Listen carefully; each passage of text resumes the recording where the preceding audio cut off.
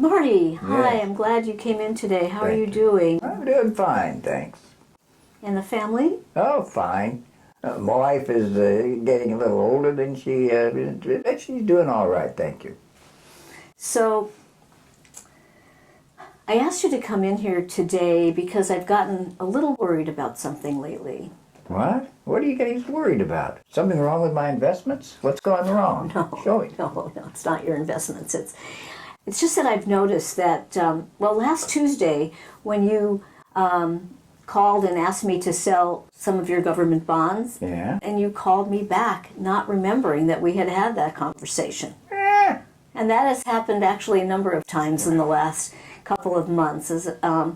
When I call you or you call me, and then later in the day, you call back to have the same conversation we discussed earlier. Honey, I am 85 years old. We forget things every once in a while. This is a tempest in a teapot. Don't worry about it. Yes, well, I do have a job and I need to keep you safe, and part of my job is to keep track of these conversations. So Keep track? I do take notes when these things happen. And let's see, I do have 6 times in the last couple of months where we've had a conversation in the morning and later in the day you've called me back and had, asked the same questions that we had kind of talked about earlier. And that's beginning to really concern me. Why is that concerning you? I'm 85 years old. I forget things, so I repeat them again. Can I call my own investment advisor one couple of times if I forgot something? Well, certainly you can, and that is absolutely no problem. But I'm thinking that it might be a good idea and time to bring your son Richard into the conversation about these no things. way, no. Richard's got his own life, his own family. He has people to take care of. He couldn't care less. This is my business. I make investments as I see fit. He's got things to worry about on his own. Well, I do understand, but I think it would be a good idea if I could give him a call and bring him in so he and you could discuss the big picture. What do I want to let him know what the big picture is? It's my own big picture. He's got his own big pictures. Well, you could teach him quite a lot. You are a very smart man. You've developed some very significant and good investment strategies, and he can learn from you. And, it might be good, just in case something happens, for another pair of eyes to be on the subject, just for your safety and your protection. Well,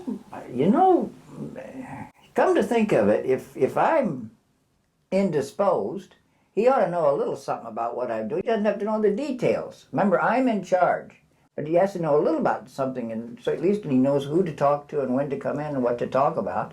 Sure. That might be a good idea. And for his just knowledge of investments and for his family as well, and just to know what's going on. Well, he might even care. That's not a bad idea. I like that idea. Well, great. Yeah. Well, so how about if I give him a call next week and see if he can come in and we can go over things, the three of us together? Well, let me call him first to tell you. Remember, I'm running the show. Let me call him first and tell him that you're going to call. Then I'll give you a call. If I forget, just call me, and then you can call him. So, since I'm going to give him a call after you do, what's his number? It's I'm just on the tip of my tongue. It's call my wife. Wait a second. Let me see in the file. Wait a minute. Oh, look, I do have a number for him right here. Is that possibly the same number that he's using now? That's the one. Okay, good. I'll use that number then, and we'll just have a little meeting, the three of us, and get this straightened out. Well, now that's a good idea. You've done me good. Thank you. You're welcome.